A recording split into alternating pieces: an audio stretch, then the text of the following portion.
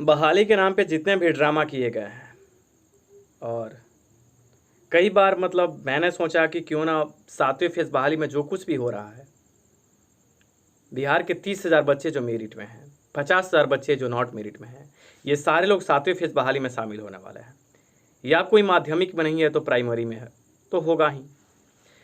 या यूँ कहें कि 7th फेज़ की बहाली प्रक्रिया अगर शुरू होती है तो किसी का कहीं ना कहीं सिलेक्शन होगा। थोड़ा सब्र कीजिए, कुछ बातें मैं आपसे विशेष बात करने वाला हूँ। इस पूरे बहाली प्रक्रिया पे जब मेरी नज़रें जाती थी तो मैं एक चीज़ देख रहा था कि हम सबसे ज़्यादा परेशान बहाली से नहीं हो रहे थे, लेकिन बहाली ओपन करवाने वाले जो लोग हैं उनके बातों से हम ज़्यादा डिप्रेस हो रहे थे। और हमें मतलब ये लग रहा था कि सुबह उठना तो सोशल मीडिया प्लेटफॉर्म पे आना और फिर मतलब कुछ अपडेट हमें मिल जाए, या तो वो अपडेट हमें केस के नाम पे हो, पीआईएल के नाम पे हो, रीट के नाम पे हो, या आंदोलन के नाम पे हो। ये हमारी परिस्थिति नहीं थी, बल्कि बिहार के 7वें फेज में जितने बच्चे शामिल होने वाले हैं सबकी स्थिति यही थी। सब लोग यही सोच रहे थे। फिर मैंने सोचा कि आखिर ऐसा क्यों हो रहा है कि हमारा ध्यान बहाली पे नहीं है, हमारा ध्यान तो इस केस, रीट और पीआईएल पे है या आंदोलन पे है। ऐसा क्यों हो रहा है? हमारा फोकस तो होना चाहिए था कि बहाली कैसे ओपन हो, लेकिन इस पे हमारा ध्यान नहीं जा रहा था। फिर विगत कुछ दिन बीते तो मैंने एक चीज़ देखा कि हर कोई डिप्रेस था, हर कोई प्रॉब्लम में आ रहा था। तब मैं यूट्यूब का सहारा लिया और तब मुझे लगा कि मुझे कुछ करना चाहिए। और उसके बाद मैं अपने तरीके से 7th फेज बहाली प्रक्रिया में जो कुछ भी हुआ मुझसे, वो मैंने आपके लिए कुछ किया।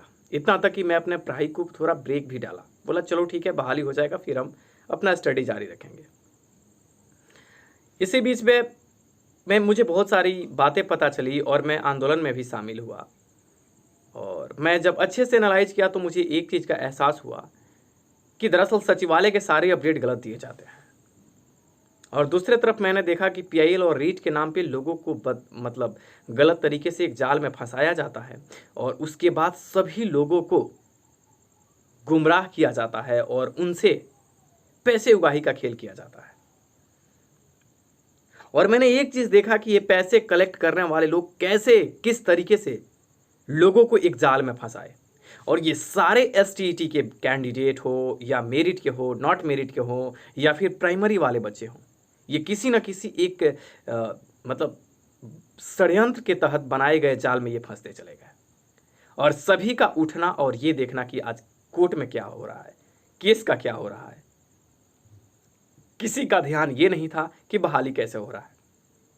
और तब मुझे ये लगा कि हमें कुछ करना चाहिए।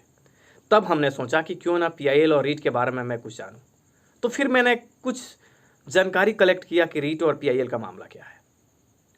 और फिर मैं अच्छे तरीके से इस बात पे अपना मतलब तर्कपूर्ण अपनी समझदारियां उन बातों पे रखा। तो मुझे एक चीज़ का एहसास हुआ कि कहीं ना कहीं लोगों को गुमराह किया जा रहा है बहाली के नाम पे। तब मैंने देखा कि लगभग 20 लाख, आप देखिए, केस और आंदोलन के नाम पे पैसे कलेक्ट किए गए, 20 लाख के समथिंग। और ये 20 लाख रुपए कहाँ से आए? तब मैंने सोचा कि आखिर ये गेम क्या हो रहा है। और गेम को जब अच्छे तरीके से मैंने आपके सामने प्रस्तुत करने का जब कोशिश किया तो मेरे सामने कई सारे नाम आए। वो सारे नाम आए मतलब जिनको अगर सारी नाम मैं आपके सामने रख दूं तो आप शौक हो जाइएगा कि ये लोग आपके बहाली को फंसाए हैं। और मैं बता दूं, सचिवालय में जाने के बाद इनके ही बातों के चलते आपकी बहाली प्रक्रिया डिले होती है। कौन सा मंत्रालय होगा, कौन सा विभाग होगा जो अपनी गोपनीयता को आपके सामने रख देगा, चाहे आप एक बार जाओ या 1000 बार जाओ? बहाली की ऐसी कौन सी प्रक्रिया होगी जिसमें हर तरीके से आपके सामने विभाग निष्पक्ष तरीके से रख देगा? और तब मुझे पता चला कि सबसे ज्यादा लोगों का ध्यान रीट पे गया, जिसमें लोगों ने 10 लाख रुपए आलोक श्रीवास्तव को दिए और उस 10 लाख रुपए से पूरी तरीके से लोग बर्बाद हुए। जब मैं इसको और अंदर तक मैंने एनालाइज किया तो मुझे पता चला कि सिर्फ आलोक श्रीवास्तव, कोई एक व्यक्ति ये काम नहीं कर सकता। चंदा उगाही के खेल में सिर्फ एक व्यक्ति इतना बड़ा क्राइम नहीं कर सकता। तब मुझे पता चला कि 10 से 15-20 लोग हैं जो उसका सपोर्ट करते हैं और वे सारे लोग पटना के ग्राउंड लेवल पे काम करते हैं। हम मैं क्या कहूं कि बहाली से हम परेशान हैं? जी नहीं। आज देखिए, रेट पीआईएल का मामला नहीं है, लड़के शांत हैं कि हाँ अब कुछ अच्छा होगा। थोड़ा डिले हो लेकिन अच्छा होगा। लेकिन इन लोगों ने आप लोगों को जब गुमराह किया तो उस जंजर स्थिति से मैंने आपको निकालने का कोशिश किया। मैंने हर वो बातें आपके सामने रखा जिससे पता चले कि बहाली में फल्ट कहाँ है, कौन बहाली को डिले कर रहा है, केस पीआईएल और रीट के नाम पे आपको कौन बदनाम कर रहा है। ये काम मेरा रहा। और जब ये बातें मैंने आपके सामने परत बाई परत रखा, मैंने उन लोगों का नाम हाइड रखा जिनको सुन करके आप सोच नहीं सकते कि वैसे वैसे लोग इसमें इन्वॉल्व हैं। और जब मैंने ये बातें आपके सामने परत बाई परत रखना चालू किया तो मेरे वीडियो का कटिंग लोगों ने जारी किया, मेरे ऑडियो जारी किए गए, मेरी ऑडियो का कटिंग। मैं वो महान इंसान नहीं हूं? क्या मैं भगवान हूं कि मुझे हर कोई आकर के ब्लेम करे और मैं कुछ ना बोलूं? क्या मैं ह्यूमन नेचर से बिल्कुल अलग हूं कि मुझे कोई कुछ भी आकर के कहे और मैं कुछ नहीं बोलूं? जब मेरे पे कोई क्लेम नहीं आते हैं तो एक साधारण सा बात पकड़ा जाता है और उसको पकड़ के बोला जाता है कि ऋतिक ने तो ये कर दिया, ऋतिक तो सबको गाली देता है, हाइपरमैन आदमी है। जो लोग मुझे कहते हैं कि मैं उनको गाली देता हूं, मैं उनको दरकिनार करता हूं, एक ऑडियो क्लिप आप सुनिए। इस ऑडियो क्लिप को खास मैं आपको सुनाना चाहता हूं। अरे साला हरामी कुत्ता के पिल्ला, फोन करके नहीं मांग रहे थे रे। छुट्टी में आया था पटना। तुमको ग्राउंड लेवल पे कुछ पता है रे? साला गए सचिवालय तब मिल गया, भेटा गया था, क्या करे रे? पैर छू के प्रणाम करें उसको? हिसाब किताब मांगेंगे ना? बोले कि 10 लाख रुपया तू लिया है ना, लड़का नुग्र है, हिसाब किताब देना पड़ेगा। बस इतने में वो बौखला गया। लेकिन तुमको तो ग्राउंड लेवल पे कुछ पता नहीं है, खाली बकैती करेगा, एक दूसरा के लड़वाएगा। बस तुम्हारा काम यही है, अपनी लोकप्रियता के लिए मन में गढ़ के बात बोलो कि पीआईएल हो रहा है, रीट हो रहा है, किसी को पैसा नहीं देना है, आंदोलन में पैसा नहीं देना है। अरे साला, जे यहाँ ग्राउंड लेवल पे कोई बातें नहीं है कि पीआईएल हो रहा है कि रीट हो रहा है।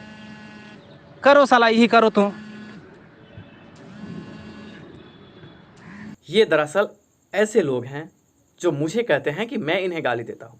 कोई आ करके अपने भाई बहन का रिश्ता मुझसे गलत तरीके से प्रस्तुत कर देता है, कोई आ करके कहता है कि ऋत्विक सिर्फ गाली देता है, कोई ये कहता है कि आंदोलन को मैं सपोर्ट नहीं करता, कोई आ करके मतलब क्या से क्या कह देता है।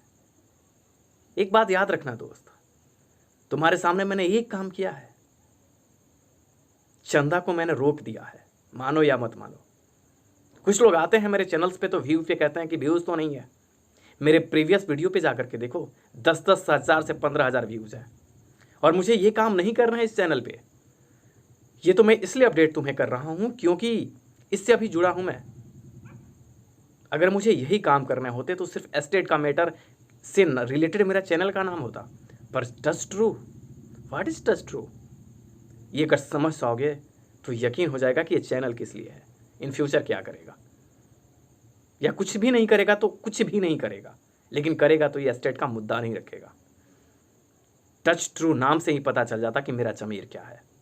और वैसे लोग कहते हैं कि मैं इन्हें गाली देता हूँ। भगवान नहीं हूँ दोस्त, मुझे वार करोगे तो मैं वार करूँगा डेफिनेटली।